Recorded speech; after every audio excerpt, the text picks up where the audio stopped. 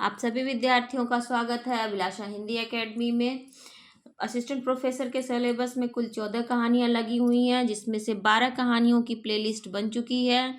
ये 13वीं कहानी है राजेंद्र यादव द्वारा लिखित, जहाँ लक्ष्मी कैद है। तो उससे पहले आप सभी से रिक्वेस्ट है, यदि पहली बार चैनल पर आए हैं तो ज़रूर सब्सक्राइब कर लीजिए। आपको पूरा पाठ्यक्रम एक जगह और क्रमवार रूप में मिल जाएगा। तो चलिए बिना देर किए शुरू करते हैं। असिस्टेंट प्रोफेसर के सिलेबस में लगी हुई कहानी राजेंद्र यादव की, जहाँ लक्ष्मी कैद है। उससे पहले थोड़ा सा लेखक परिचय देखते हैं, जो कि बहुत ही महत्वपूर्ण है और परीक्षा में पूछे जाते हैं। राजेंद्र यादव का जन्म 28 अगस्त 1929 को आगरा में हुआ। वे हिंदी के सुपरिचित कहानीकार, उपन्यासकार व आलोचक होने के साथ साथ हिंदी के सर्वाधिक लोकप्रिय संपादक भी थे। उन्होंने कमलेश्वर और मोहन राकेश के साथ मिलकर नई कहानी आंदोलन की शुरुआत की। मुंशी प्रेमचंद द्वारा सन 1930 में स्थापित साहित्यिक पत्रिका हंस का पुनर्प्रकाशन उन्होंने प्रेमचंद की जयंती 31 जुलाई 1986 को प्रारंभ किया और अपनी मृत्यु तक पूरे 27 वर्ष तक यह दायित्व निभाया। उनकी कहानियां मुख्यतः मध्यवर्ग पर केंद्रित हैं। शहरी मध्यवर्गीय जीवन का एकाकीपन, भय, प्रेम, नारी पुरुष संबंध, प्राचीन संबंधों की स्मृति, संबंधों की टूटन आदि उनकी कहानियों के प्रमुख आयाम हैं। उनकी कुछ कहानियों में राजनीतिक सामाजिक विसंगतियों की झलक मिलती है, तो कुछ कहानियों में भारतीय समाज की बहुविध उत्पीड़न, सजगता और संवेदनशीलता रेखांकित करती हैं। इनकी प्रकाशित पुस्तकें हैं देवताओं की मूर्तियाँ, खेल खिलौने, जहाँ लक्ष्मी कैद है, अभिमन्यु की आत्महत्या, छोटे छोटे ताजमहल, किनारे से किनारे तक, टूटना, ढोल और अपने पार, चौखटे तोड़ते त्रिकोण, वहां तक पहुंचने की दौड़, अनदेखे अनजाने पुल, हासिल और अन्य कहानियाँ, श्रेष्ठ कहानियाँ, प्रतिनिधि कहानियाँ, ये सभी कहानी भी हैं और कहानी संग्रह भी हैं। सारा आकाश, उखड़े हुए लोग, शह और मात, एक इंच मुस्कान, ये उपन्यास इन्होंने मन्नू भंडारी, जो कि इनकी पत्नी थी, इनके साथ मिलकर लिखा है। इसमें जितने भी महिला के जितने भी संवाद हैं वो मन्नू भंडारी ने लिखे हैं, और जो पुरुष के संवाद हैं सारे राजेंद्र यादव ने लिखे हैं। मंत्रविद्ध और उल्टा, ये सभी उपन्यास है। आवाज़ तेरी है कविता संग्रह है। कहानी स्वरूप और संवेदना, प्रेमचंद की विरासत, 18 उपन्यास। कांटे की बात 12 खंड में है। कहानी, अनुभव और अभिव्यक्ति, उपन्यास स्वरूप और संवेदना। समीक्षा और निबंध विमर्श है ये। आदमी की निगाह में औरत, वे देवता नहीं है। एक दुनिया समानांतर, कथा जगत की बागी मुस्लिम औरतें। वक्त है एक ब्रेक का, औरत, उत्तर कथा, पितृसत्ता के नए रूप, 25 बरस, 25 कहानियाँ। मुबारक पहला कदम, संपादन इन्होंने किया था। औरों के बहाने, व्यक्ति चित्र है। मुड़ मुड़ के देखता हूँ, ये आत्मकथा है इनकी, और राजेंद्र यादव रचनावली के नाम से 15 खंडों में प्रकाशित है। और इनका निधन हुआ था 28 अक्टूबर 2013 को। तो ये बहुत ही महत्वपूर्ण फैक्ट है। इनकी सभी रचनाएं प्रायः परीक्षाओं में पूछी जाती हैं और लगभग हर परीक्षा में पूछी जाती है। तो बिना देर के चलिए शुरू करते हैं इनकी कहानी, जहाँ लक्ष्मी कैद है। जरा ठहरिए, यह कहानी विष्णु की पत्नी लक्ष्मी के बारे में नहीं है। लक्ष्मी नाम की एक ऐसी लड़की के बारे में जो अपनी कैद से छूटना चाहती है। इन दो नामों में ऐसा भ्रम होना स्वाभाविक है, जैसा कि कुछ क्षण के लिए गोविंद को हो गया था। एकदम घबराकर जब गोविंद की आंखें खुली तो वह पसीने से तर था और उसका दिल इतने जोर से धड़क रहा था कि उसे लगा कहीं अचानक उसका धड़कना बंद न हो जाए। अंधेरे में उसने 5-6 बार पलकें झपकाई। पहली बार तो उसकी समझ में ही ना आया कि वह कहाँ है, कैसा है। एकदम दिशा और स्थान का ज्ञान उसे भूल गया। पास के हाल की घड़ी ने एक का घंटा बजाया तो उसकी समझ में ही ना आया कि वह घड़ी कहाँ है, वह स्वयं कहाँ है और घंटा कहाँ बज रहा है।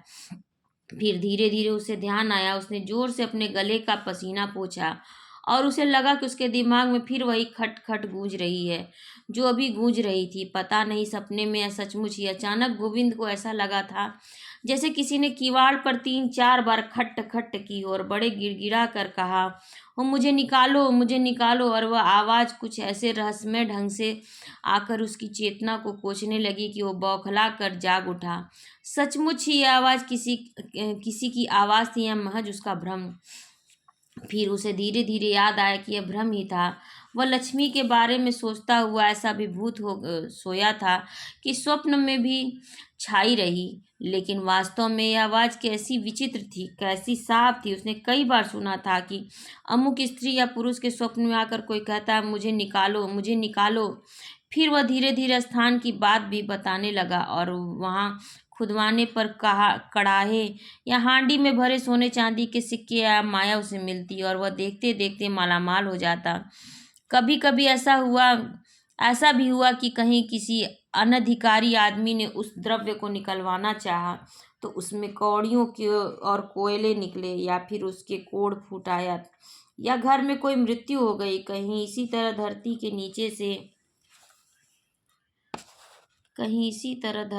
नीचे से कोई उसे उसे कोई लक्ष्मी तो नहीं पुकार रही। और वह बड़ी देर तक सोचता रहा। उसके दिमाग में फिर लक्ष्मी का किस्सा साकार होने लगा। वो मोहाच्छन्न सा पड़ा रहा।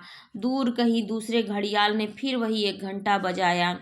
गोविंद से अब नहीं रहा गया। रजाई को चारों तरफ से बंद रखे हुए ही बड़े संभाल कर उसने कोहनी तक हाथ निकाला। लेटे ही लेटे अलमारी के खाने से किताब निकापियों की बगल से उसने अधजली मोमबत्ती निकाली। वहीं कहीं से खोज कर दिया सलाई निकाली और आधा उठकर, ताकि जाड़े में दूसरा हाथ पूरा न निकालना पड़े, उसने 2-3 बार घिस कर दिया सलाई जलाई, मोमबत्ती रोशन की और पिघले मोम की बूंद टपका कर उसे दावात में के ढक्कन के ऊपर जमा दिया। धीरे धीरे हिलती रोशनी में उसने देख लिया कि किवाड़ पूरे बंद हैं और दरवाजे के सामने वाली दीवार में बने जाली लगे रोशनदान के ऊपर दूसरी मंजिल से हल्की हल्की जो रोशनी आती है वह भी बुझ चुकी है। सब कुछ कितना शांत हो चुका है। बिजली का स्विच यद्यपि उसके तख्त के ऊपर ही लगा था, लेकिन एक तो जाड़े में रजाई समेत या रजाई छोड़कर खड़े होने का आलस्य, दूसरे लाला रूपाराम का डर। सुबह ही कहेगा गोविंद बाबू बड़ी देर तक पढ़ाई हो रही है आजकल, जिसका सीधा अर्थ होगा कि बड़ी बिजली खर्च करते हो। फिर उसने चुपके से, जैसे कोई उसे देख रहा हो, तकिए के नीचे से रजाई के भीतर ही भीतर हाथ बढ़ाकर वह पत्रिका निकाल ली और गर्दन के पास से हाथ निकालकर उसके 37वें पन्ने को 20वीं बार खोलकर बड़ी देर घूरता रहा। 1 बजे की पठानकोट एक्सप्रेस जब दहाड़ती हुई गुजर गई तो सहसा उसे होश आया। 47 और 48 जो पन्ने उसके सामने खुले थे उसमें जगह जगह नीली स्याही से कुछ पंक्तियों के नीचे लाइनें खींची गई थी। यही नहीं, उस पन्ने का कोना मोड़कर उन्हीं लाइनों की विशेष तरफ से ध्यान खींचा गया था। अब तक गोविंद उन या उनके आसपास की लाइनों को 20 बार से अधिक घूर चुका था। उसने शंकित निगाहों से इधर उधर देखा, फिर एक बार उन पंक्तियों को पढ़ा। जितनी बार वह उन्हें पढ़ता उसका दिल एक अनजान आनंद के बोझ से धड़क कर डूबने लगता और दिमाग किसी तरह भन्ना उठता, जैसा उस समय भन्ना गया था जब यह पत्रिका उसे मिली थी। यद्यपि इस बीच उसकी मानसिक दशा कई विकट स्थितियों से गुजर चुकी थी, फिर भी वह बड़ी देर तक काली स्याही से छपे कहानी के अक्षरों को स्थिर निगाहों से घूरता रहा। धीरे धीरे उसे लगा कि यह अक्षरों की पंक्ति एक ऐसी खिड़की की जाली है जिसके पीछे बिखरे बालों वाली एक निरीह लड़की का चेहरा झांक रहा है, और उसके दिमाग में बचपन की सुनी कहानी साकार होने लगी। शिकार खेलने में साथियों का हाथ छूट जाने पर भटकता हुआ एक राजकुमार अपने थके मांदे घोड़े पर बिल्कुल वीराने में समुद्र के किनारे बने एक विशाल सुनसान किले के नीचे जा पहुंचा। वहां ऊपर खिड़की में उसे एक अत्यंत सुंदर राजकुमारी बैठी दिखाई दी, जिसे एक राक्षस ने लाकर वहां कैद कर दिया था। छोटे से छोटे विवरण के साथ खिड़की में बैठी राजकुमारी की तस्वीर गोविंद के आंखों में आगे स्पष्ट और मूर्त हो गई। उसे लगा कि जैसे वही राजकुमारी उन रेखांकित छपी लाइनों के पीछे से झांक रही है। उसके गालों पर आंसुओं की लकीरें सूख गई हैं, उसके होठ पपड़ा गए हैं, चेहरा मुरझा गया और रेशमी बाल मकड़ी के जाले जैसे लगते हैं। जैसे उसके पूरे शरीर से एक आवाज़ निकलती है, मुझे छुड़ाओ, मुझे छुड़ाओ। गोविंद के मन में उस अनजान राजकुमारी को छुड़ाने के लिए जैसे रह रह कर कोई कुरुदने लगा। एक आध बार तो उसकी बड़ी प्रबल इच्छा हुई कि अपने भीतर रह रहकर कुछ करने की उत्तेजना को वह अपने तख्त और कोठरी के दीवार के बीच में बची 2 फीट चौड़ी गली में घूम घाम कर दूर कर दे। तो क्या सचमुच लक्ष्मी ने यह सब उसी के लिए लिखा है? लेकिन उसने तो लक्ष्मी को देखा तक नहीं। अगर अपनी कल्पना में किसी जवान लड़की का चेहरा लाए भी तो वो आखिर कैसी हो? कुछ और भी बातें थी कि वह लक्ष्मी के रूप में एक सुंदर लड़की के चेहरे की कल्पना करते डरता था। उसकी ठीक शक्ल सूरत और उम्र भी उसे नहीं मालूम नहीं। उसे गोविंद ये अच्छी तरह जानता था कि यह सब उसी के लिए लिखा गया है। ये लाइनें खींच कर उसी का ध्यान आकृष्ट किया गया है। फिर भी वह इस अप्रत्याशित बात पर विश्वास नहीं कर पाता था।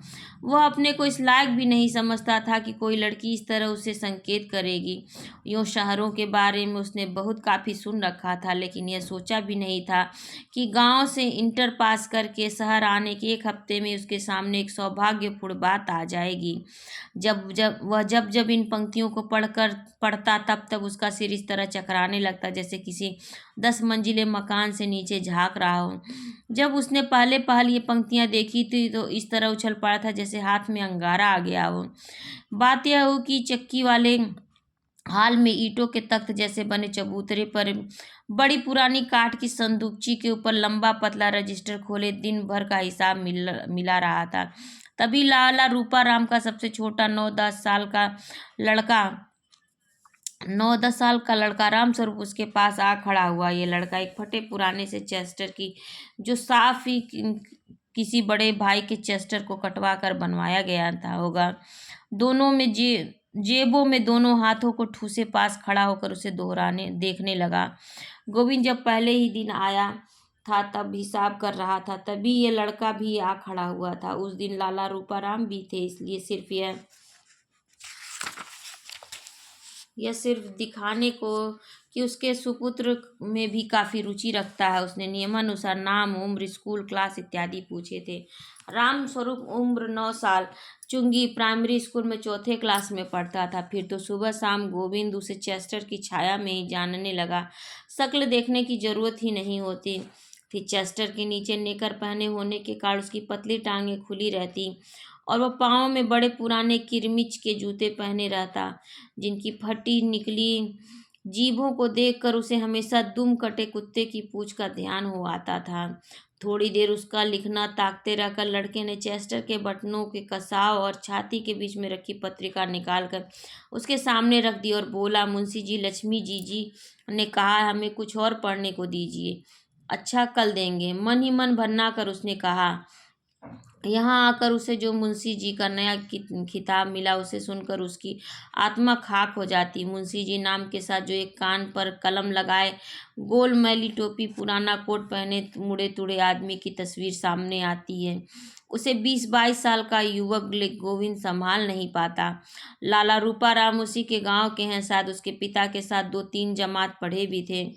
शहर आते ही आत्मनिर्भर होकर पढ़ाई चला सकने के लिए किसी ट्यूशन इत्यादि या छोटे पार्ट टाइम काम के लिए लाला रूपाराम से भी वह मिला तो उन्होंने अत्यंत उत्साह से उसे मृत बाप को याद करके कहा, भैया तुम तो अपने ही बच्चे हो, जरा हमारी चक्की का हिसाब किताब आध घंटे देख लिया करो और मज़े में चक्की के पास जो कोठरी है उसमें पड़े रहो, अपना पढ़ो, आटे की यहाँ तो कमी है ही नहीं।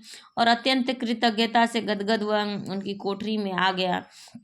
पहली रात हिसाब लिखने का ढंग समझाते हुए लाला रूपाराम मोतियाबिंद वाले चश्मे के मोटे मोटे कांचों के पीछे से मोरपंखी के चंदों से सी दिखती आँखों और मोटे होठ से मुस्कुराते उसका सम्मान बढ़ाने को मुंशी जी कह बैठे तो वह चौंक पड़ा, लेकिन उसने निश्चय कर लिया कि यहाँ जम जाने के बाद वह विनम्रता से इस शब्द का विरोध करेगा। राम स्वरूप से मुंशी जी नाम सुनकर उसकी भौहें तन गईं, इसलिए उसने उपेक्षा से वह उत्तर दिया था, कल जरूर दीजिएगा। रामस्वरूप ने फिर अनुरोध किया, हाँ भाई जरूर देंगे, उसने दांत पीसकर कहा, लेकिन चुप ही रहा।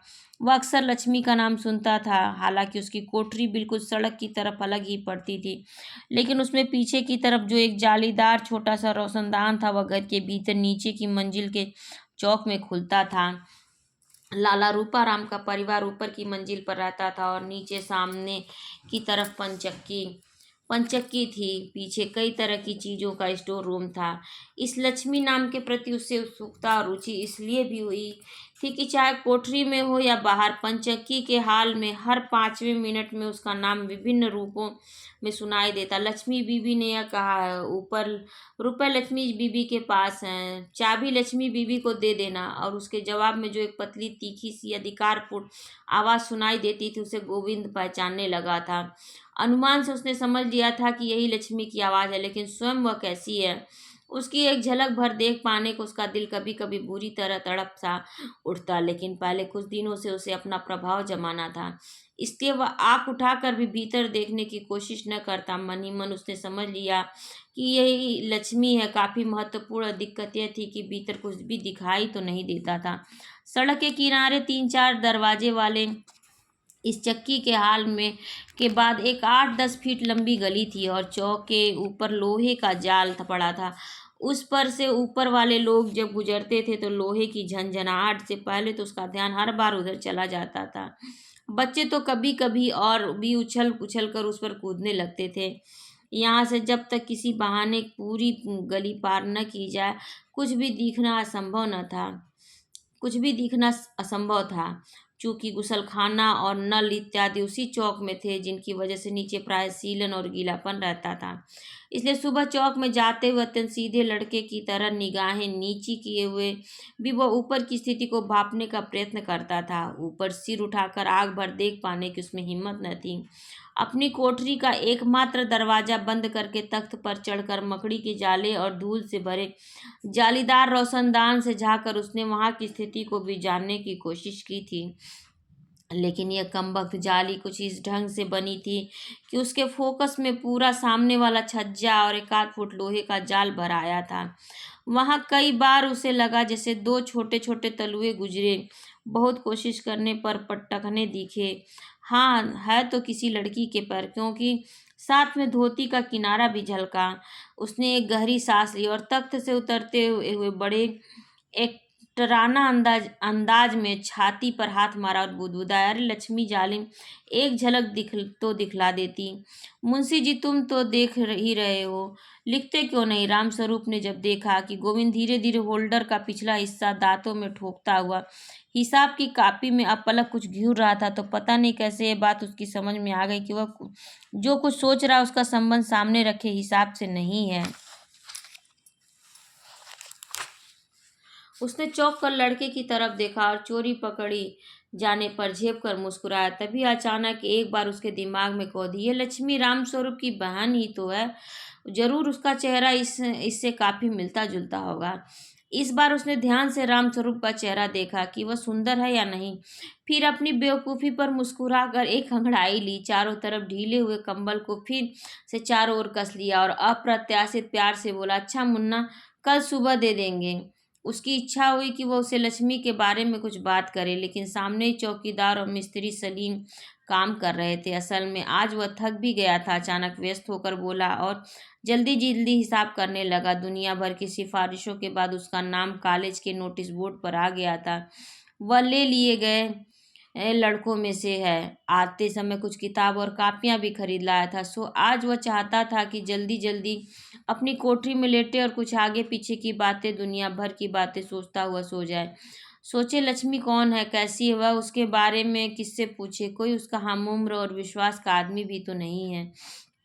किसी से पूछे और रूपा राम को पता चल जाए तो लेकिन अभी तीसरा ही तो दिन है। मन ही मन अपने पास रखी पत्रिकाओं और कहानियों की पुस्तकों की गिनती करते हुए सोचने लगा कि इस बार उसे कौन सी देनी है।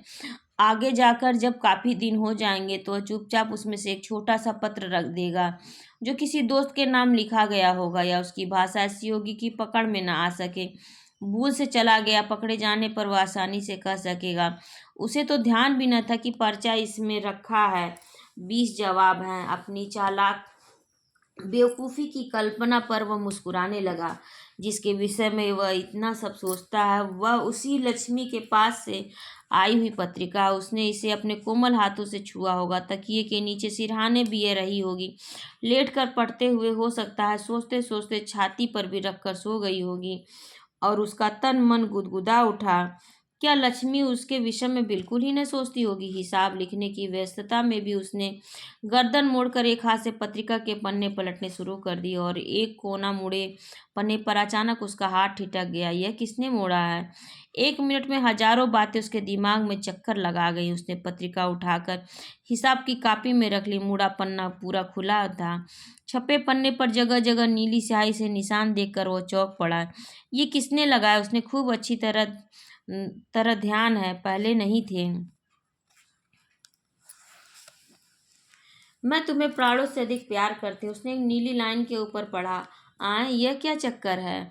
वह एकदम जैसे बौखला उठा। उसने फौरन ही सामने बैठे मिस्त्री सलीम और दिलावर सिंह को देखा। वे अपने में ही व्यस्त थे। उसकी निगाह अपने आप दूसरी लाइन पर फिसल गई। मुझे यहाँ से भगा ले चलो। अरे, तीसरी लाइन में फांसी लगाकर मर जाऊंगी।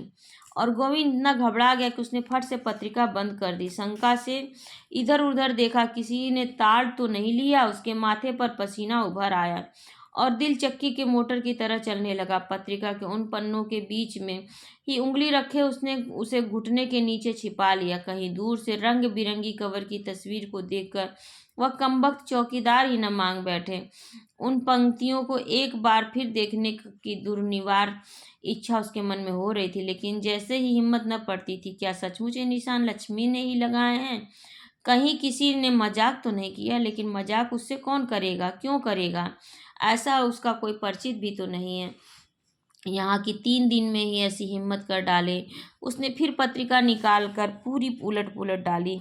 नहीं, निशान वही है। बस वह उन तीनों लाइनों को फिर एक साथ पढ़ गया और उसे ऐसा लगा जैसे उसके दिमाग में हवाई जहाज भन्ना उठा हो। गोविंद का दिमाग चकरा रहा था, दिल धड़क रहा था। जो हिसाब वह लिख रहा था वह तो जैसे एकदम भूल गया। उसने कलम के पिछले हिस्से से कान के ऊपर खुजलाया, खूब आंखें गड़ाकर जमा और खर्च के खानों को देखने की कोशिश की, लेकिन बस नस नस में से सन सन करती कोई चीज दौड़ जा रही थी। उसे लगा उसका दिल फट जाएगा और आतिशबाजी के अनार की तरह दिमाग फूट जाएगा। अब वह किससे पूछे, ये सब निशान किसने लगाए हैं? क्या सचमुच लक्ष्मी ने? इस मधुर सत्य पर विश्वास नहीं होता। मैं चाहे उसे न देख पाया हूँ, उसने तो जरूर ही मुझे देख लिया होगा। अरे, ये लड़कियां बड़ी तेज होती हैं। गोविंद की इच्छा हुई अगर उसे इसी क्षण शीशा मिल जाए तो वह लक्ष्मी की आंखों से एक बार अपने को देखे, कैसा लगता है। लेकिन ये लक्ष्मी कौन है? विधवा, कुमारी, विवाहिता, परित्यक्ता? क्या, कितनी बड़ी है, कैसी है? उसकी नस नस में एक प्रबल मरोड़ सी उठने लगी। फिर कि वह अभी उठे और दौड़कर भीतर के आंगन की सीढ़ियों से धड़ाधड़ चढ़ता हुआ ऊपर जा पहुंचे। लक्ष्मी जहां भी जिस कमरे में बैठी हो उसके दोनों कंधे झकझोर कर पूछे, लक्ष्मी, लक्ष्मी, ये सब तुमने लिखा है? तुम नहीं जानती लक्ष्मी, मैं कितना अभागा हूँ। मैं कतई सौभाग्य के लायक नहीं हूँ। और सचमुच इस अप्रत्याशित सौभाग्य से गोविंद का हृदय इस तरह पसीज उठा कि उसकी आंखों में आंसू आ गए। डोरी से लटकते हुए बल्ब को अपलक देखता हुआ वह अपने अतीत और भविष्य की गहराइयों में उतरता चला गया। फिर उसने धीरे से अपनी कोरों से भरे आंसुओं को उंगली पर लेकर इस तरह झटक दिया जैसे देवता पर चंदन चढ़ा रहा हो। उसका ढीला पड़ा हाथ अब भी पत्रिका के पन्ने को पकड़े था। एक बार उसने फिर उन पंक्तियों को देखा। मान लो लक्ष्मी उसके साथ भाग जाए, कहाँ जाएंगे वे लोग, कैसे रहेंगे, उसकी पढ़ाई का क्या होगा, बाद में पकड़ लिए गए तो? लेकिन आखिर ये लक्ष्मी है कौन? लक्ष्मी के बारे में प्रश्नों का एक झुंड उसके दिमाग पर टूट पड़ा, जैसे शिकारी कुत्तों का बाड़ा खोल दिया गया हो या एक के बाद एक सिर पर कोई हथौड़े की चोटें कर रहा हो, बड़ी निर्ममता और क्रूरता से, जैसे छत पर से अचानक गिर पड़ने वाले आदमी के सामने सारी दुनिया एक झटके के साथ एक क्षण में चक्कर लगा जाती है। उसी तरह उसके सामने सैकड़ों हजारों चीजें एक साथ चमक कर गायब हो गईं। ईंटों के ऊंचे चौकोर तख्तनुमा चबूतरे पर पुरानी छोटी सी संदूकची के आगे बैठा गोविंद हिसाब लिख रहा था और अभी हिसाब न मिलने के कारण जो कच्चे पुर्जे इधर उधर बिखरे थे वे सब यूं ही बिखर रहे। उसने खुले लेजर रजिस्टर पर दोनों कोहनियां टिका दी और हथेलियों से आंखें बंद कर ली। कनपटी के पास की नसें चटक रही थीं। ऐसा तो कभी देखा सुना नहीं, सिनेमा उपन्यासों में भी नहीं देखा पड़ा। सचमुच इन निशानों का क्या मतलब है? क्या लक्ष्मी ने ही ये लाइनें खींची हैं? हो सकता है किसी बच्चे ने ही खींच दी हो। इस संभावना से थोड़ा चौंकर गोविंद ने फिर पन्ना खोला। नहीं, बच्चा क्या सिर्फ इन्हीं लाइनों के नीचे निशान लगाता, और लकीरें इतनी सदी और सीधी हैं कि किसी बच्चे की हो ही नहीं सकती। किसी ने उसे व्यर्थ परेशान करने को तो निशान नहीं लगा दिए। हो सकता है वह लक्ष्मी बहुत चुहलबाज हो और जरा छकाने को उसी ने सब किया हो। यद्यपि गोविंद इस तरह आंखें बंद किए सोच रहा था, लेकिन उसे मन ही मन डर था कि मिस्त्री और दरबान उसे देखकर कुछ समझ न जाएं। सबसे बड़ा डर उसे लाला रूपाराम का था। अभी रुई भरी शकल, पारों वाली सिलाई की मैली सी पूरी बाहों की मिर्जई पहने और उस पर मैली चीकट युगों पुरानी अंडी लपेटे, धीरे धीरे हाँफते हुए बेंत टेकते कष्ट से सीढ़ियाँ उतर कर वे आएंगे। अचानक बेत से खटखट से चौंक उसने जो आंखों के आगे से हाथ हटाए तो देखा सच ही लाला रूपाराम चले आ रहे। अरे कमबख्त, याद करते ही आ पहुंचा। बैठे हुए देख तो नहीं लिया। उसने झट पत्रिका को घुटने के नीचे और भी सरका लिया और सामने फैले पुर्जों पर आंखें टिकाकर व्यस्त हो उठा। मिस्त्री और चौकीदार की खुसुर फुसुर बंद हो गई। गली सी पार करके लाला रूपाराम ने प्रवेश किया। मोटे मोटे शीशों के पीछे उनकी आंखें बड़ी होकर भयंकर दिखती थीं।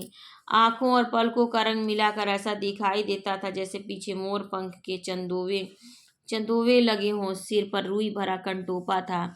उनके कानों को ढकने वाले मोटर के मडगार्ड जैसे कोने अब ऊपर मुड़े थे। पौराणिक राक्षसों के सींगों का दृश्य उपस्थित कर रहे थे। चेहरा उनका झुर्रियों से भरा था और चश्मे का फ्रेम नाक के ऊपर से टूट गया था।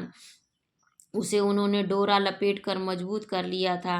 दांत उनके नकली थे और शायद ढीले भी थे, क्योंकि उन्हें वे हमेशा इस तरह मुंह चला चला कर पीछे सरकाए रखते थे जैसे च्युइंगम चबा रहे हों। गोविंद को उनके इस मुंह चलाने और मुंह से निकलती तरह तरह की आवाज़ों से बड़ी उबकाई सी आती थी, और जब वे उससे बात करते तो वह प्रयत्न करके अपना ध्यान उस ओर से हटाए रखता। लाला रूपाराम की गर्दन हमेशा इस तरह हिलती रहती जैसे खिलौने वाले बुड्ढे की गर्दन का स्प्रिंग ढीला हो गया हो। घुटनों तक मोजों पर बांधने की पट्टियां, जो शायद उन्हें गठिया के दर्द से भी बचाती थीं। बिना इस आदमी का अंत बिना फीते के खीसे निपोरते फटे पुराने बूट, उन्हें देखकर हमेशा गोविंद को लगता कि इस आदमी का अंत इस समय निकट आ गया है। जब लाला रूपाराम पास आ गए तो उसके सम्मान में चेहरे पर चिकनाई वाली 200 स्याही के दाग और छेद वाली दरी पर राम स्वरूप के उससे सट कर खड़े होने की एक मोटी सी सिकुड़न पड़ गई थी।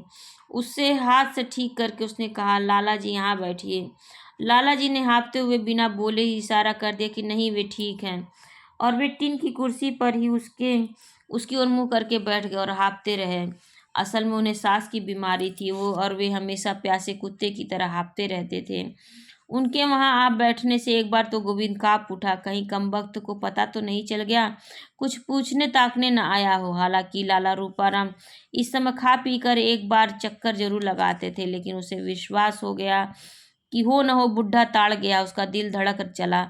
रूपाराम अभी हाँफ रहे थे। गोविंद सिर झुकाए हिसाब किताब जोड़ता रहा। आखिर स्थिति संभालने की दृष्टि से उसने कहा, लाला जी, आज मेरा नाम आ गया कॉलेज में। अच्छा, लाला जी ने खांसी के बीच में ही कहा। वह एक हाथ से डंडे को धरती पर टेके थे, दूसरे हाथ में कलाई तक गोमुखी बंधी थी, जिसके भीतर उंगलियां चला चला कर वह माला घुमा रहे थे, और उनका वह हाथ टोंटा सा लग रहा था। वातावरण का बोझ बढ़ता ही चला जा रहा था कि एक घटना हो गई। उन्होंने सांस इकट्ठी करके कुछ बोलने को मुंह खोला ही था कब कि भीतर आंगन का टट्टर लोहे का जाल भयंकर रूप से झंझना उठा, जैसे कोई बहुत ही भारी चीज ऊपर से फेंक दी गई हो। फिर जोर जोर से बजती हुई खनखनाती कलछी जैसे नीचे आ गिरी।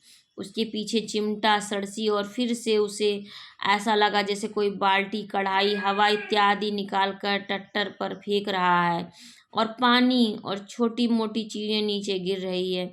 उसके साथ कुछ ऐसा कोलाहल और कोहराम भी तो सुनाई दिया जैसे आग लग गई हो। गोविंद झटक कर सीधा हो गया। कहीं सचमुच आग वाग तो नहीं लग गई? उसने प्रश्न सूचक दृष्टि से चौंक कर लाला की तरफ देखा, और वह आश्चर्य से अवाक रह गया। लाला परेशान जरूर दिखाई देते थे, लेकिन कोई भयंकर घटना हो गई और उन्हें दौड़कर जाना चाहिए, ऐसी कोई बात उनके चेहरे पर नहीं थी। मिस्त्री और चौकीदार दोनों बड़े दबे व्यंग से एक दूसरे की ओर देखते मुस्कुराते लाला की ओर निगाहें फेंक रहे थे। किसी को भी कोई खास चिंता नहीं थी। भीतर कोलाहल बढ़ रहा था, चीजें फिक रही थी और टट्टर की खड़खड़ाहट घनघनाहट गूंजती जा रही थी। आखिर यह क्या हो रहा है? उत्तेजना से उसकी पसलियां तड़कने को हो गई आई। वह लाला से पूछने ही वाला था कि यह क्या है, तभी बड़े कष्ट के से हाथ की लकड़ी पर सारा जोर देकर वह उठ खड़े हुए और घिसटते से वहां जहां से आए थे उसी गली में चले गए। जाते हुए उलटकर धीरे से उन्होंने किवाड़ बंद कर दिए। मिस्त्री और चौकीदार ने मुक्त होकर बदन ढीला किया, एक दूसरे की ओर मुस्कुराकर देखा, खरखरा और फिर एक बार खुलकर मुस्कुराए।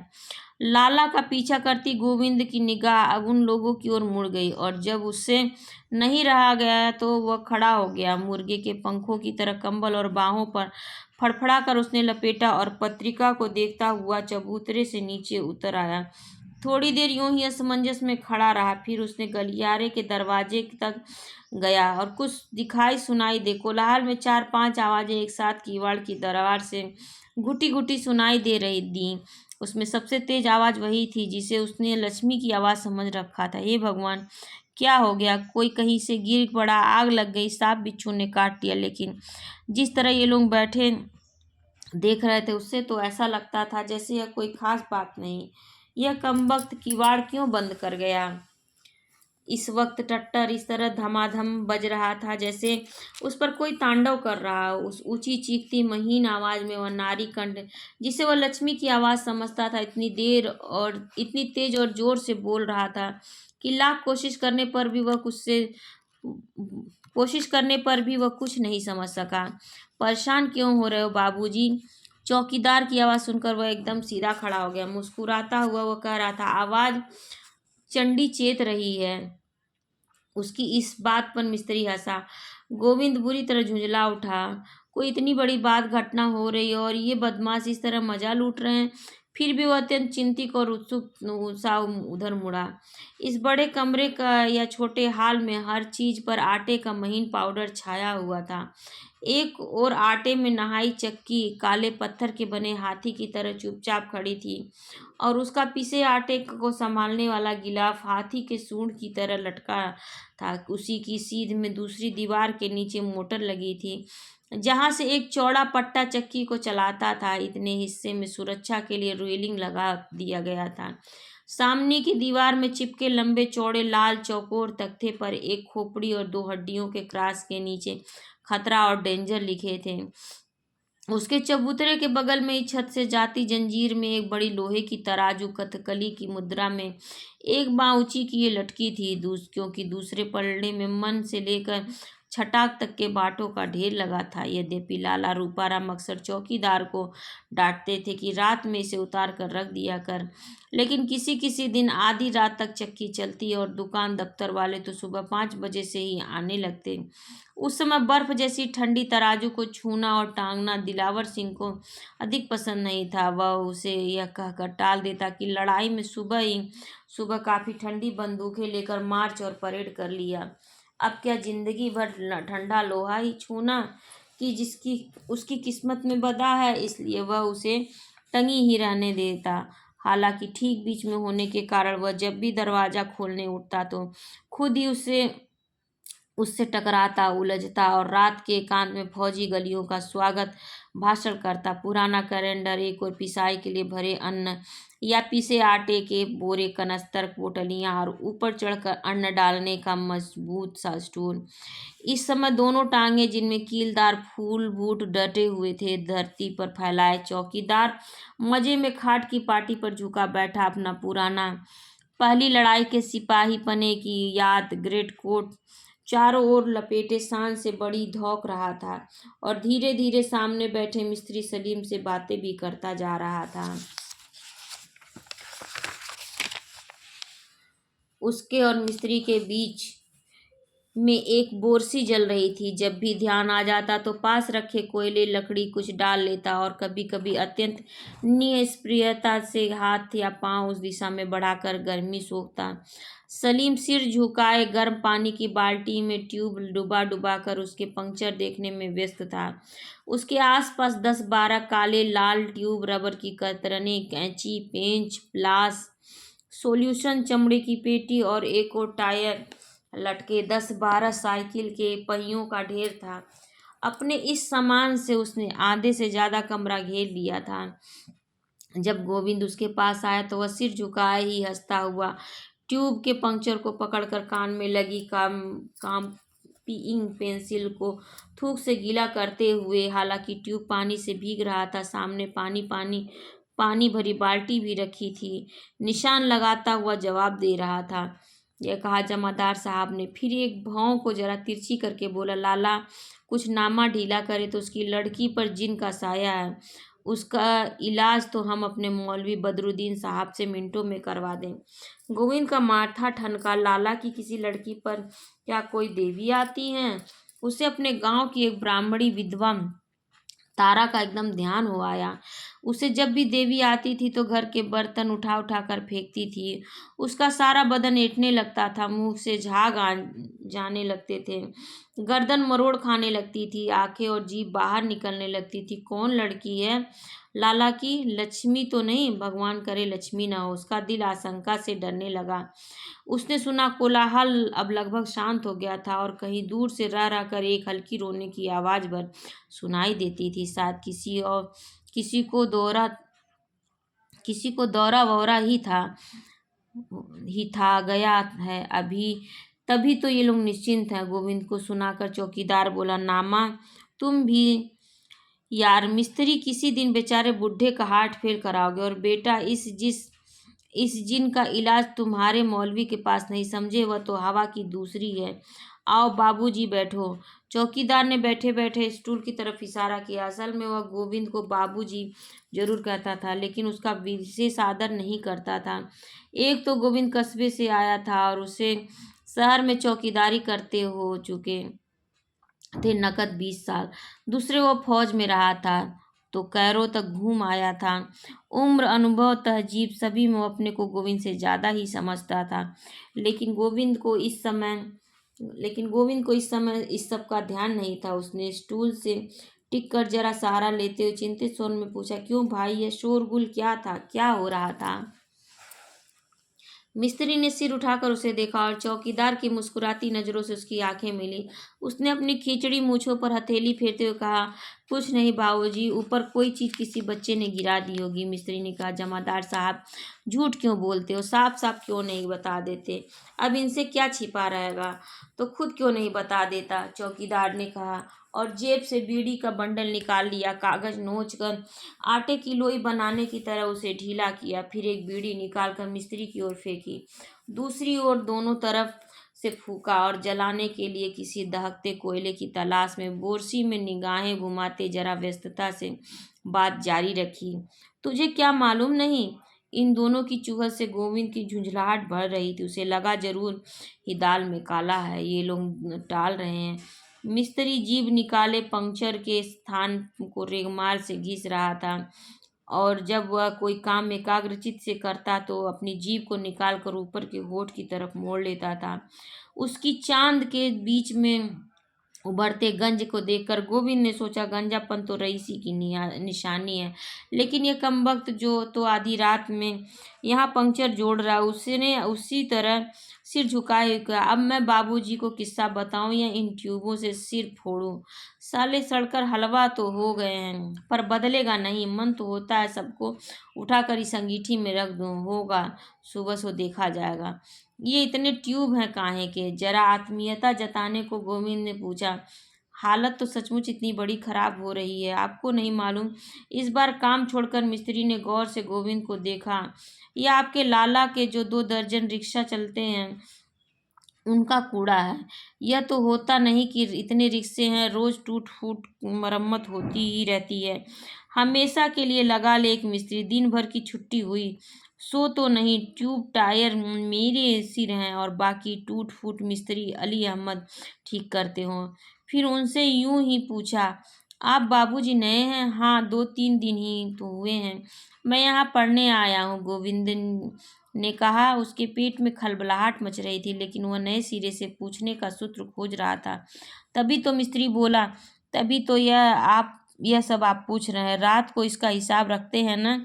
हाँ, थोड़े दिनों में आपने फर्जंद को भी आपसे पढ़वाएगा। अपने फर्जंद शब्द में जो व्यंग उसने दिया था, उससे खुद ही प्रसन्न होकर मुस्कुराते हुए उसने चौकीदार की दी हुई चौड़ी बीड़ी सुलगाई। अबे उन्हें यह सब क्या बताता, वे तो उसके गांव से ही आए हैं, उन्हें सब मालूम है। चौकीदार बोला, नहीं सच, मुझे कुछ नहीं मालूम। गोविंद ने जरा आश्वासन के स्वर में कहा, इन लाला के तो पिता ही यहाँ चले आए थे न, सो हम लोगों को कुछ भी नहीं मालूम। बताइए ना क्या बात है? गोविंद ने आदरपूर्वक जरा खुशामद के लहजे में पूछा। शायद उसकी जिज्ञासु व्याकुलता से प्रभावित होकर ही मिस्त्री बोला, अजी कुछ नहीं, लाला की बड़ी लड़की जो है ना, उससे मिर्गी का दौरा आता है। कोई कहता उसे हिस्टीरिया, पर हमारा तो कयास है कि बाबूजी दौरा वरा कुछ नहीं, उस पर किसी आसेब का साया है। उस बेचारी को तो कुछ होश नहीं रहता, विधवा है। जल्दी से बात काट कर गोविंद धक धक करते दिल से पूछ बैठा, हाय लक्ष्मी ही न हो? इस बार पुनः दोनों की निगाहों का आपस में टकरा कर मुस्कुराना उसे छिपा न रहा। बीड़ी के लंबे कस के धुएं को लील कर इस बार चौकीदार जबरदस्ती गंभीर बनकर बोला, जी इसने शादी ही कहाँ की है? नाम क्या है? गोविंद से नहीं रहा गया। लक्ष्मी, लक्ष्मी उसके मुंह से गया और जैसे एकदम उसकी सारी शक्ति किसी ने सोख ली हो। जिज्ञासा और उत्तेजना से तना शरीर ढीला पड़ गया। चौकीदार इस बार अत्यंत ही रसमय ढंग से हंसा, जैसे कह रहा हो, अच्छा तुम भी जानते हो? गोविंद के मन में स्वाभाविक प्रश्न उठा, उसकी उम्र क्या है? लेकिन चौकीदार ने पूछा, तो सचमुच बाबूजी आप इनके घर के बारे में कुछ भी नहीं जानते? नहीं भाई, मैंने बताया तो, मैं इनके बारे में कुछ भी कतई नहीं जानता, एक तरह आत्मसमर्पण के भाव से गोविंद बोला। लेकिन लक्ष्मी का किस्सा तो सारे शहर में मशहूर है। चौकीदार बोला, आप शायद नए आए हैं, यही वजह है कि मिस्त्री की ओर देखकर बोला, क्यों मिस्त्री साहब, तो बाबूजी को किस्सा बता ही दूं? अरे लो, यह भी कोई पूछने की बात है, इसमें छिपाना क्या है? यहाँ रहेंगे तो कभी न कभी जान ही जाएंगे। अच्छा तो फिर सुन लो ही लो यार, तुम भी क्या कहोगे? चौकीदार ने आनंद में आकर कहना शुरू किया, आप शायद जानते हैं, यह हमारा लाला शहर का मशहूर कंजूस और मशहूर रईस है। लामुहाला जो कंजूस होगा वही रईस तो होगा ही। मिस्त्री बोला, नहीं मिस्त्री साहब, पूरा किस्सा सुनना हो तो बीच में मत टोको। चौकीदार ने इस हस्तक्षेप पर नाराज हो गया। अच्छा अच्छा सुनाओ। मिस्त्री बुढ़ों की तरह मुस्कुराए, इसकी यह चक्की है ना, सहालगों में इस पर हजारों मन पिसता है, वैसे भी 200-250 मन तो कम से कम पिसता ही है। रोज अफसरों और क्लर्कों को कुछ खिला पिला कर, लड़ाई के जमाने से इसे मिलिट्री से कुछ ठेके मिल ही जाते थे। आप जानो, मिलिट्री का ठेका तो इसके पास आया सो बना। आप उन दिनों देखते लक्ष्मी फ्लोर मिल के हल्ले, बोरे यूं चुने रखे रहते जैसे मोर्चे के लिए बालू भर भर कर रख दिए गए हों। इनमें इनमें इसने खूब रुपया पीटा, मिलिट्री के गेहूं बेच दिए औने पौने भाव, और रद्दी सस्ते सस्ते वाले खरीद कर कोटा पूरा किया। उसमें खड़िया मिला दी, पिसाई के उल्टे सीधे पैसे तो इसने मारे ही। ब्लैक 420 चोरी, क्या क्या इसने नहीं किया। इसके अलावा एक बड़ी साबुन की फैक्ट्री और एक काफ़ी बड़ा जूतों का कारखाना भी इसका है। 10-12 से ज़्यादा इसके मकान है जिनका किराया आता है, रुपए सूद पर देता है। शायद गांव में भी काफ़ी ज़मीन इसने ले रखी है। एक काम है साले का, इतना तो हमें पता है, बाकी इसकी असली आमदनी तो कोई नहीं जानता, कुछ न कुछ करता ही रहता है। भगवान ही जाने, रात दिन किसी न किसी तिकड़म में लगा ही रहता है। करोड़ों का आसामी है, और सबसे ताज्जुब की बात यह है कि यह सिर्फ इसी 25-26 साल में जमा की हुई रकम है। चौकीदार दिलावर सिंह मिलिट्री में रह आने के कारण खूब बातूनी था, और मोर्चे के अपने अफसरों के किस्सों को, अपनी बहादुरी के कारनामों को खूब नमक मिर्च लगाकर इतनी बार सुना चुका था कि उसे कहानी सुनाने में महावत हो गया था। हर बार उतार चढ़ाव के साथ उसकी आंखें और चेहरे की भंगिमाएं बदलती रहती थीं। उसकी बातें गौर और रुचि से सुनते हुए भी गोविंद के मन में एक बात टकराई, लक्ष्मी को दौरे आते हैं, कहीं ऐसा तो नहीं कि उसने जो यह निशान लगाकर भेजे यह भी दौरे की दशा में ही लगाए हों और उनका कोई विशेष गहरा अर्थ न हो। इस बात से सचमुच उसने बड़ी निराशा हुई। फिर उसने ऊपर से आश्चर्य प्रकट करके पूछा, सिर्फ 25-26 साल? नई बीड़ी जलाते हुए चौकीदार ने जोर से सिर हिलाया। गोविंद ने सोचा, और लक्ष्मी की उम्र क्या होगी? और कंजूसी की हद आपने देख ही ली होगी। बुढ़ा हो गया है, सांस का रोग है, सारा बदन कांपता है, लेकिन 1 पैसे का भी फायदा देखेगा तो 10 मील धूप में हाँफता हुआ पैदल जाएगा। क्या मजाल जो सवारी कर ले। गर्मी आई तो पूरा शरीर नंगा, कमर में धोती आदि पहने, आदि बदन में लपेटे, जाड़ा हुआ तो यही ड्रेस। बस इसी में पिछले 10 साल से तो मैं देख रहा हूँ। कभी किसी मकान की मरम्मत न कराना, सफेदी सफाई न कराना, और हमेशा यही ध्यान रखना कि कौन कितनी बिजली खर्च कर रहा है, कहाँ बेकार नल या पंखा चल रहा है। लड़का है सो उसे मुफ्त की के चुंगी के स्कूल में डाल दिया है, लड़की घर पर बैठा रखी है। एक एक पैसे के लिए घंटों रिक्शे वालों ट्रकों वालों से लड़ता बहसे करना और चक्की वालों की नाक में दम रखना, उन्हें दिन रात यह सिखाना कि किस चालाकी से आटा बचाया जा सकता है। 20 रुपए का आटा रोज होटल वालों को बिकता है, सो अलग जिस दिन से चक्की खुली है घर के लिए तो आटा बाजार से आया ही नहीं। आप विश्वास मानिए, कम से कम 12-15 हज़ार की आमदनी होगी इसकी, लेकिन सूरत देखिए, मक्खियां भिनभिनाती रहती हैं। किसी के आने जाने वाले के लिए कुर्सी तक नहीं, पान सुपारी की तो बात ही दूर है। कौन कह देगा कि यह पैसे वाला है? यह उम्र होने को आई, सुबह से शाम तक बस पैसे के पीछे हाय हाय। दुनिया के किसी और काम से इसे मतलब भी नहीं। सभा हो, सोसाइटी हो, हड़ताल हो, छुट्टी हो, कुछ भी हो, लेकिन लाला रूपाराम अपनी ही धुन में मस्त। नौकरों को कम से कम देना पड़े इसलिए खुद ही उनके काम को देखता है। मुझसे तो यह कुछ हास्य इसलिए नहीं कहता कि मुझे हर थोड़ा विश्वास है, दूसरे मेरी ज़रूरत सबसे बड़ी है, लेकिन बाकी हर नौकर रोता है इसके नाम को। और मज़ा यह कि सब जानते हैं कि झक्की है, कोई इसकी बात को ध्यान से सुनता नहीं। बाद में सब इसका नुकसान करते हैं, आसपास के सभी हंसते हैं और गालियां देते हैं। बच्चे कितने हैं? चौकीदार को इन बेकार की बातों में बहकता देखकर गोविंद ने सवाल किया। उसी बात पर आता हूँ, चौकीदार ने इत्मीनान से बोला। सच बाबूजी, मैं ये देखकर हैरान हूँ कि उस उम्र तक इसने यह दौलत जुटाई है। अब इसका यह कमबख्त करेगा क्या? लोग जमा करते हैं कि बैठकर भोगे, लेकिन यह राक्षस तो जमा करने में ही लगा रहता है। इसे जमा करने की भी ऐसी हाय हाय है रहती रही है कि दौलत किस लिए जमा की जाती है इस बात को यह बेचारा बिल्कुल भूल गया है।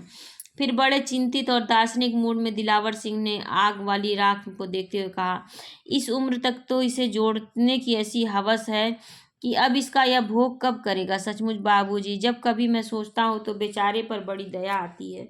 देखो, आज की तारीख तक तो यह बेचारा भाग दौड़ कर लू धूप की चिंता छोड़ जमा कर रहा है, एक पाई उसमें से खा नहीं सकता जैसे किसी दूसरे का हो। अब मान लीजिए कल यह मर जाता है तो यह सब किसके लिए जमा किया गया? बेचारे के साथ कैसी लाचारी है, मर जी कर नौकर की तरह जमा किए जा रहा है। न खुद खा सकता है न देख सकता है, कोई दूसरा छू भी ले तो जैसे धन के ऊपर बैठा सांप, खुद उसे खा नहीं सकता, खाने को तो खैर देगा ही क्या। उसकी रखवाली करना और जोड़ना। और लाला रूपाराम के प्रति दया से अभिभूत होकर चौकीदार ने एक गहरी सांस ली। फिर दूसरे ही क्षण दांत किटकिटाता हुआ बोला, और कभी कभी मन होता छुरा लेकर साले की छाती पर जा चढ़ूं और मुरब्बे के आम की तरह गोदूं। अपने पेट में जो इसने इतना धन भर रखा है इसकी एक एक पाई उगलवा लूं, चाहे खुद न खाए, लेकिन जिसे अपने बच्चों को भी खिला पिला नहीं सकता उस धन का क्या होगा? इसके बच्चे कितने हैं? एक बार फिर गोविंद अधीर हो गया। असल में वो चाहता था कि दार्शनिक उद्गारों को छोड़कर वह जल्दी जल्दी मूल विषय पर आ जाए, लक्ष्मी के विषय में बताए। वर्णन में बह जाने की अपनी कमजोरी पर चौकीदार मुस्कुराए बोला, इसके बच्चे हैं 4, बीवी मर गई है, बाकी किसी नातेदार किसी रिश्तेदार को झांकने नहीं देता, ऊपर तो कोई नौकर भी नहीं है, बस एक मरी मराई सी बुढ़िया पाल ली है।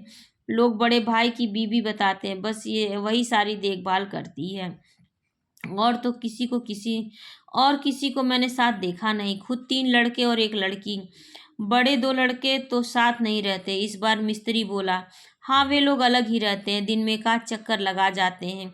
एक जूतों का कारखाना देखता है, दूसरा साबुन की फैक्ट्री संभालता है। इस साले को उन पर विश्वास नहीं, पूरे कागज पत्तर हिसाब किताब अपने पास ही रखता है। नियम से शाम को वहां जाता है वसूली करने, लेकिन लड़के भी बड़े तेज हैं।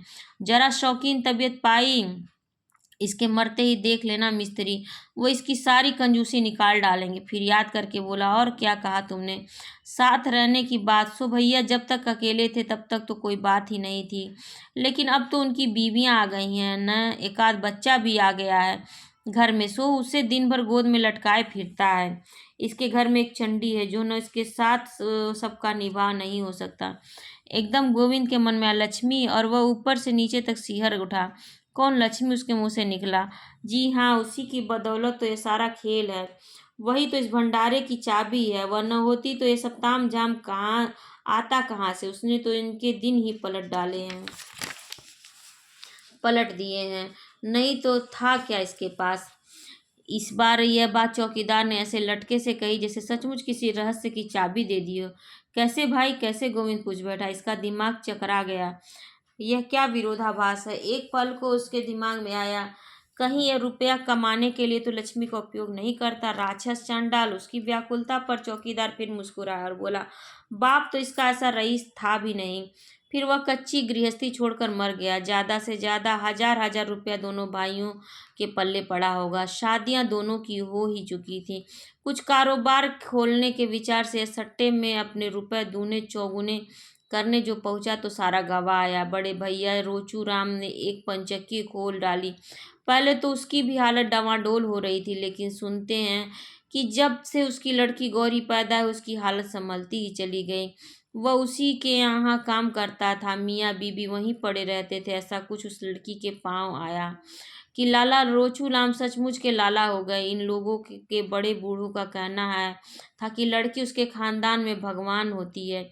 अब अपना लाला कभी इस ओझा के पास जा, कभी उस पीर के पास जा, कभी इसकी मानता, कभी उसकी संकल्प। दिन रात बस यही कि हे भगवान मेरी लड़की हो। और पता नहीं कैसे भगवान ने सुन ली और लड़की ही आई। आप विश्वास नहीं करेंगे, फिर तो सचमुच ही रूपाराम के नक्शे बदलने लगे। पता नहीं गड़ा हुआ मिला या छप्पर फाड़ कर मिला, लाला रूपाराम के सितारे फिर गए। इससे विश्वास होने लगा कि यह सब बेटी की कृपा है, और विश्वास में कोई देवी है। उसने उसका नाम लक्ष्मी रखा। और साहब, कहना पड़ेगा कि लक्ष्मी सचमुच लक्ष्मी ही बनकर आए। थोड़े दिनों में ही फ्लोर मिल अलग बन गई। अब तो इसका यह हाल है कि मिट्टी भी छू दे तो सोना बन जाए, कंकड़ उठा ले तो हीरा दिखे। फिर आ गई लड़ाई और इसके पंजे छक्के हो गए। इसे ठेके मिलने लगे, समझिए एक के बाद एक मकान खरीदे जाने लगे। सामान लाने ले जाने वाले ट्रक आए। इधर रोचू राम भी फल रहा था। उधर दोनों भाई गर्व से कहते थे, हमारे यहाँ लड़कियाँ लक्ष्मी बनकर ही आती हैं। लेकिन फिर ऐसा वाकया हो गया कि तस्वीर की शक्ल बदल गई। चौकीदार दिलावर सिंह जानता था कि यह उसकी कहानी का क्लाइमैक्स है, इसलिए श्रोताओं की उत्सुकता को झटका देने के लिए उसने उंगलियों में दबी व्यर्थ जली बीड़ी के 2-3 कश जलाकर खत्म किया और बोला, गौरी शादी लायक हो गई, शायद किसी पड़ोसी लड़के को लेकर। कुछ ऐसी वैसी बातें भी लाला रोचू नाम ने सुनी। लोगों ने उंगलियां उठानी शुरू कर दी तो उन्होंने गौरी की शादी कर दी। बस उसकी शादी होना था, जैसे एकदम सारा खेल उजड़ गया। उसके जाते ही लाला एक बहुत बड़ा मुकदमा हार गए। और भगवान की लीला देखी, उन्हीं दिनों उनकी पंचक्की में आग लग गई। और कुछ लोगों का तो कहना है किसी घरेलू दुश्मन का काम था। जो भी हो, बड़े हाथी की तरह जो एक बारगी गिरे तो उठना दुश्वार हो गया। लोग रुपए दाब गए और उनका दिवाला निकल गया। दिवाला क्या जी, एक तरह से बिल्कुल मटिया मेट हो गया। सब कुछ चौपट हो गया और छल्ला छल्ला तक बिक गया। एक दिन लाला जी की लाश तालाब में फूली हुई मिली। अब तो हमारे लाला रूपाराम को सांप सूंघ गया, उनके कान खड़े हो गए और लक्ष्मी पर पहरा बैठा दिया गया। उसे स्कूल से उठा लिया गया और वह दिन सो आज का दिन बेचारी नीचे नहीं उतरी। घर के भीतर न किसी को आने देता न जाने देता। मास्टर रखकर पढ़ाने की बात पहले उठी थी, लेकिन जब सुना कि मास्टर लोग लड़कियों को बहका कर भगा ले जाते हैं तो यह विचार एकदम छोड़ दिया गया। लक्ष्मी खूब रोई पीटी, लेकिन इस राक्षस ने उसे भेजा ही नहीं। सुनते हैं लड़की देखने दिखाने लायक बात काट कर मिस्त्री बोला, अरे देखने दिखाने लायक क्या है, हमने खुद देखा है, जिधर से निकल जाती है बिजली सी कौन जाती है, 100 में एक। उसकी बात का विरोध न करके अर्थात स्वीकार करके चौकीदार बोला, स्कूल में भी सुनते हैं, बड़ी तारीफ थी, लेकिन उसकी साले ने रेड़ कर दी। उसे यह विश्वास हो गया कि लड़की सचमुच लक्ष्मी है, और जब यह दूसरे की हो जाएगी तो इसका भी एकदम सत्यानाश हो जाएगा। इसी डर से न तो किसी को आने जाने देता है, न उसकी शादी करता है। उसकी हर बात पर पुलिस के सिपाही की तरह नज़र रखता है, उसकी हर बात मानता है, बुरी तरह उसकी इज्जत करता है, उसकी हर जिद पूरी करता है, लेकिन निकलने नहीं देता। लक्ष्मी 16 की हुई, 17 की हुई, 18, 19 साल पर साल बीत गए। पहले वह सबसे लड़ती थी, बड़ी चिड़चिड़ी और जिद्दी हो गई थी, कभी कभी सबको गाली देती और मार भी बैठती थी। फिर तो मालूम नहीं क्या हुआ कि घंटों रात रात भर पड़ी जोर जोर से रोती रहती। फिर धीरे धीरे उसे दौरा पड़ने लगा। अब क्या उम्र है, गोविंद ने बीच में पूछा। इसकी उसकी ठीक उम्र तो किसी को भी नहीं पता, लेकिन अंदाज से 25-26 से क्या कम होगी। गृहड़ा से होठ टेढ़े करके चौकीदार ने अपनी बात जारी रखी, दौरा न पड़े तो बेचारी जवान लड़की क्या करे। उधर पिछले 6-7 साल से तो यह हाल है कि दौरे में घंटे 2 घंटे वो बिल्कुल पागल हो जाती है, उछलती कूदती है, बुरी बुरी गालियां दे देती है, बेमतलब हंसती है, चीज़ें उठा उठा कर इधर उधर फेंकती है, और जो चीज़ सामने होती है उसे तोड़ फोड़ देती है। जो हाथ में आता उसे मार पीट कर शुरू कर देती है, और सारे कपड़े उतार कर फेंक देती है, बिल्कुल नंगी हो जाती है, और जांघें पीट पीट कर बाप से कहती है, ले तूने मुझे अपने लिए रखा, मुझे खा, मुझे चबा, मुझे भोग। यह पिटता है, गालियां खाता है और सब कुछ करता है, लेकिन पहरे में जरा ढील नहीं होने देता। चुपचाप सिर पर हाथ रखकर बैठा बैठा सुनता रहता है। क्या जिंदगी है बेचारे की, बाप है सो उसे भोग नहीं सकता, और छोड़ तो सकता ही नहीं। मेरी तो उम्र नहीं, वरना कभी मन होता तो ले जाऊं भगाकर, जो होगा सो देखा जाएगा। और एक तीखी व्यथा से मुस्कुराता चौकीदार देर तक आग को देखता रहा। फिर धीरे से होठ चबाकर बोला, इसकी बोटी बोटी गर्म लोहे से दागी जाए और फिर टिकड़ी बांध कर गोली से उड़ा दिया जाए। गोविंद का भी दिल भारी हो आया था। उसने देखा बूढ़े चौकीदार की गीली आंखों के सामने की बोरसी की धुंधली आंख की परछाई झलमला रही है। आधी रात को अपनी कोठरी में लेटे लक्ष्मी के बारे में सोचते हुए मोमबत्ती की रोशनी में उसकी सारी बातों का एक एक चित्र गोविंद की आंखों के आगे साकार हो आया। और फिर उसने अंधकार की प्राचीरों से घिरी गर्म गर्म आंसू बहाती मोमबत्ती की धुंधली रोशनी में रेखांकित पंक्तियां पढ़ी। मैं तुम्हें प्राणों से अधिक प्यार करती हूँ, मुझे यहाँ से भगा ले चलो, मैं फांसी लगाकर मर जाऊंगी। गोविंद के मन में अपने आप एक सवाल उठा, क्या मैं ही पहला आदमी हूँ जो इस पुकार को सुनकर ऐसा व्याकुल हो उठा हूँ, या औरों ने भी इस आवाज़ को सुना और सुनकर अनसुना कर दिया है? और क्या सचमुच जवान लड़की की आवाज़ को सुनकर अनसुना किया जा सकता है? तो ये कहानी ख़त्म हुई। काफ़ी लंबी कहानी थी। आप लोगों को कैसी लगी ज़रूर बताइएगा। यदि मन में इससे संबंधित कोई प्रश्न हो तो आप कमेंट सेक्शन में पूछ सकते हैं। पहली बार चैनल पर आए तो ज़रूर सब्सक्राइब कर लीजिए। अपने एजुकेशनल ग्रुप में इसे ज़रूर शेयर करिए। धन्यवाद।